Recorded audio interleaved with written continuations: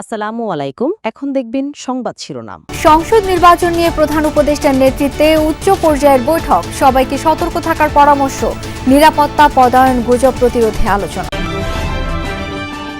জুলাই সনদ বাস্তবায়নে note of dissent উপেক্ষা করাকে প্রতারণা বললেন মির্জা ফখরুল। সালাউদ্দিনের মতে কমিশনের ভূমিকা একপাক্ষিক, সরকারের নাকচ। নভেম্বরে গণভোট চেয়ে কাল স্মারকলিপি দেবে জামায়াত সহ ৮ সমমনা দল। সনদ বাস্তবায়নে সরকারের পক্ষ থেকে সাড়া পেলেই সই করবে এনসিপি। জাতীয় প্রেস ক্লাব এলাকায় ইবতেদায়ী মাদ্রাসা শিক্ষকদের পদযাত্রায় পুলিশের জলকামান, সাউন্ড গ্রেনেড নিক্ষেপ, আহত অনেকে। অবৈধ মোবাইল হ্যান্ডসেট বন্ধে ১৬ ডিসেম্বর চালু হচ্ছে এনইআইআর পদ্ধতি। ১ নভেম্বর থেকে অকার্যকর হয়ে যাবে ১০-এর অধিক সিম। এতক্ষণ শুনছিলেন সংবাদ শিরোনাম, এখন দেখবেন বিস্তারিত। ডিসেম্বরের প্রথম সপ্তাহে ঘোষণা করা হবে জাতীয় সংসদ নির্বাচনের তারিখ। ১৫ নভেম্বরের মধ্যে নির্বাচন আয়োজনের প্রাথমিক কার্যক্রম সম্পন্নের নির্দেশ দিয়েছেন প্রধান উপদেষ্টা। আর ১ নভেম্বর থেকে শুরু হবে নির্বাচনকালীন পদায়ন। নির্বাচন প্রস্তুতি নিয়ে যমুনায় উচ্চ পর্যায়ের বৈঠকে এসব সিদ্ধান্ত হয়। বৈঠকে ডক্টর মোহাম্মদ ইউনূস বলেন, নির্বাচন বানচালের সব চেষ্টা ও চ্যালেঞ্জ অতিক্রম করতে হবে। বিকেলে ফরেন সার্ভিস একাডেমিতে প্রধান উপদেষ্টার প্রেস সচিব জানান, গত ৩ নির্বাচনে রিটার্নিং অফিসার, পোলিং অফিসার ও প্রিজাইডিং অফিসারের দায়িত্বে থাকা কাউকে এবারের নির্বাচনে রাখা হবে না। প্রধান উপদেষ্টা ডক্টর মোহাম্মদ ইউনূসের ঘোষণার পর থেকেই নির্বাচনী আমেজে রাজনৈতিক দলগুলো। ফেব্রুয়ারিকে সম্ভাব্য সময় ধরে চূড়ান্ত প্রার্থী মনোনয়নে ব্যস্ত সময় পার করছে বিএনপি, জামায়াত সহ অন্যান্য দল। এনসিপি সহ বিভিন্ন দল নির্বাচনকে ঘিরে জোট গঠনের আলোচনাও আছে। নিজ নিজ এলাকায় নির্বাচনী প্রচারেও সক্রিয় সম্ভাব্য প্রার্থীরা, জানিয়ে সাধারণ জনগণের মাঝেও সৃষ্টি হয়েছে উৎসাহ আর আগ্রহ। সকালে নির্বাচনের প্রস্তুতি নিয়ে প্রধান উপদেষ্টার বাসভবন ও রাষ্ট্রীয় অতিথি ভবন যমুনায় ডক্টর মোহাম্মদ ইউনূসের সাথে উচ্চ পর্যায়ের বৈঠক অনুষ্ঠিত হয়, যেখানে বিভিন্ন দিক নির্দেশনা দেন অন্তর্বর্তী সরকার প্রধান। এই ফ্যাক্ট চেকিং এর টাইমটা যাতে খুব কম সময় করা যায়। বৈঠক শেষে ফরেন সার্ভিস একাডেমিতে সংবাদ সম্মেলনে প্রধান উপদেষ্টার প্রেস সচিব জানান, পদায়ন, প্রশিক্ষণ, সামাজিক যোগাযোগ মাধ্যম সহ 4টি বিষয় নিয়ে আলোচনা হয়েছে এই বৈঠকে।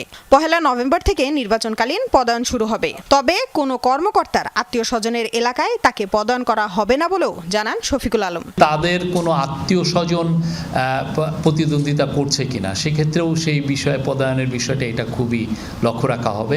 আর এই বিষয়ে কাজ যে কর্মসূচি সেটা ১ নভেম্বর থেকেই শুরু হবে। কে সবচেয়ে ফিট, এবং তারা এইভাবে অলরেডি একটা লিস্টও করে ফেলেছেন ৬৪ জনের, কে এই পুরো বিষয়গুলো সবচেয়ে ফিট, এবং যিনি ফিট তাকে দেওয়া হবে সবচেয়ে ভালনারেবল জায়গায়। এবং জুলাই সনদ বাস্তবায়ন প্রক্রিয়ায় নোট অব ডিসেন্টে উপেক্ষা করে জনগণ ও দলগুলোর সঙ্গে প্রতারণা করা হয়েছে, এই অভিযোগ করেছেন বিএনপি মহাসচিব মির্জা ফখরুল ইসলাম আলমগীর।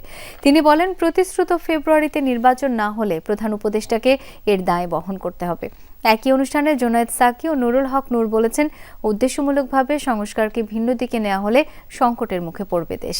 আলাদা অনুষ্ঠানে বিএনপির স্থায়ী কমিটির সদস্য সালাউদ্দিন আহমদ বলেন, সরকার ঐকমত্য কমিশনের একপাক্ষিক ভূমিকায় হতাশ বিএনপি।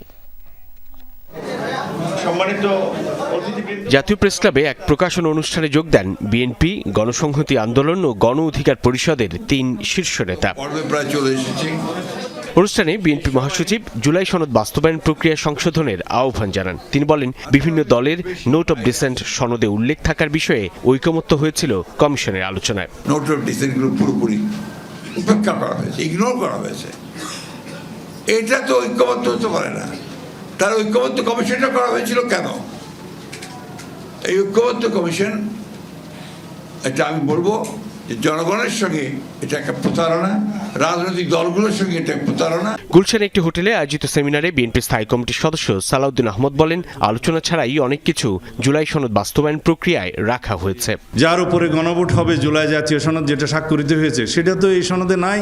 আছে হলো যে সমস্ত প্রস্তাব ঐকমত্য কমিশন এবং 2-1টি দল দিয়েছিল, সেই প্রস্তাবগুলো যেন ওনারা সরাসরি ওই আদেশের মধ্যে, খসড়া আদেশের মধ্যে তারা অন্তর্ভুক্ত করলো তফসিল হিসাবে। হঠাৎ করে তারা একটা অগণতান্ত্রিক পদ্ধতিতে বলে দিল যে জোটভুক্ত হলেও তাদের নিজস্ব প্রতীকের নির্বাচন হতে হবে।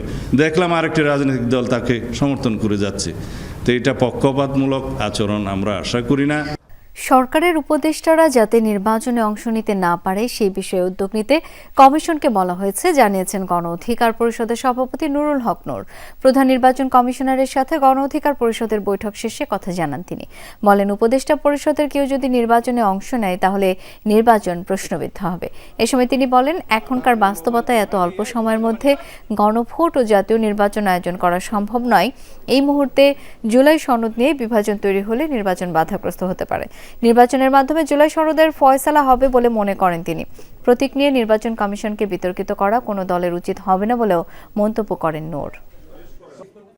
আগে কিন্তু এটা নিয়মই ছিল যে কেয়ারটেকার গভর্নমেন্টের সাথে সংশ্লিষ্টরা জাতীয় নির্বাচনে অংশ নিতে পারে না, এবং আপনারা জানেন যে সরকারি কর্মকর্তা কর্মচারীদেরও বিধান আছে যে অবসরের 3 বছরের আগে তারা নির্বাচনে অংশগ্রহণ করতে পারে না।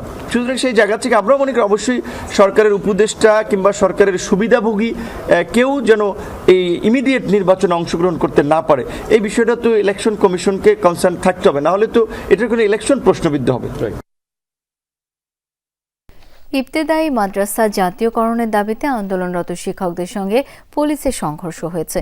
এতে আহত হয়েছেন বেশ কয়েকজন। 5 দফা দাবিতে গত 17 দিন ধরে প্রেস ক্লাবের সামনে অবস্থান নিয়ে আন্দোলন করছেন ইবতেদায়ী মাদ্রাসার শিক্ষকরা।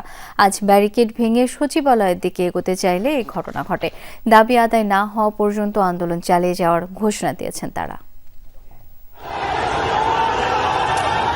ইবতেদায়ী মাদ্রাসা জাতীয়করণ সহ 5 দফা দাবিতে গত 17 দিন ধরেই প্রেস ক্লাবে অবস্থান করছিলেন বিভিন্ন জেলা থেকে আগত শিক্ষকরা। বুধবার দুপুর 2টার পর প্রেস ক্লাব থেকে মিছিল নিয়ে সচিবালয়ের দিকে পদযাত্রা শুরু করেন শিক্ষকরা। এক পর্যায়ে পুলিশের ব্যারিকেড ভেঙে এগিয়ে যেতে চাইলে শুরু হয় হাতাহাতি। পরিস্থিতি নিয়ন্ত্রণে সাউন্ড গ্রেনেড ও জলকামান নিক্ষেপ করে পুলিশ। এতে আহত হন বেশ কয়েকজন শিক্ষক। এই জায়গায় হাত আগে গেছি, তখন এই জায়গা তো আমার ডাক লাগছে। এমন ভাবে মারে, নির্মম নির্যাতন। আমার এই হাতের কনুর ভিতরে ফেটে গেছে, আমার এই পিছনে পায়ের পিছন সাইডে অন্তত 10টা বাড়ি দিয়েছে। 16 ডিসেম্বর চালু হবে এনইআইআর সিস্টেম। এরপর অবৈধ পথে আসা মোবাইল হ্যান্ডসেট নেটওয়ার্কে স্বয়ংক্রিয়ভাবে অচল হয়ে যাবে, তবে আগের কেনা সেটগুলো সচল থাকবে। বিটিআরসি আয়োজিত ব্রিফিংয়ে এই তথ্য জানিয়েছেন প্রধান উপদেষ্টার বিশেষ সহকারী ফয়েজ আহমেদ তৈয়ব। একই সাথে আগামী 1 নভেম্বর থেকে এক এনআইডির বিপরীতে 10টির বেশি সিম কার্ড থাকলে দৈব চয়ন পদ্ধতিতে তা বাতিল করা হবে বলে জানান বিটিআরসি চেয়ারম্যান। দীর্ঘ প্রতীক্ষা শেষে ন্যাশনাল ইকুইপমেন্ট আইডেন্টিফিকেশন রেজিস্টার বা এনইআর প্রকল্প আগামী 16 ডিসেম্বর থেকে চালু করতে যাচ্ছে নিয়ন্ত্রক সংস্থা বিটিআরসি।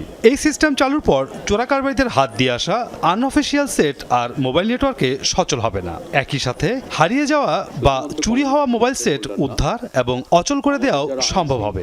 রক্ষাকারী বাহিনী তবে বর্তমানে গ্রাহকদের হাতে সচল অবস্থায় থাকা কোনো হ্যান্ডসেট আপাতত বন্ধ করা হচ্ছে।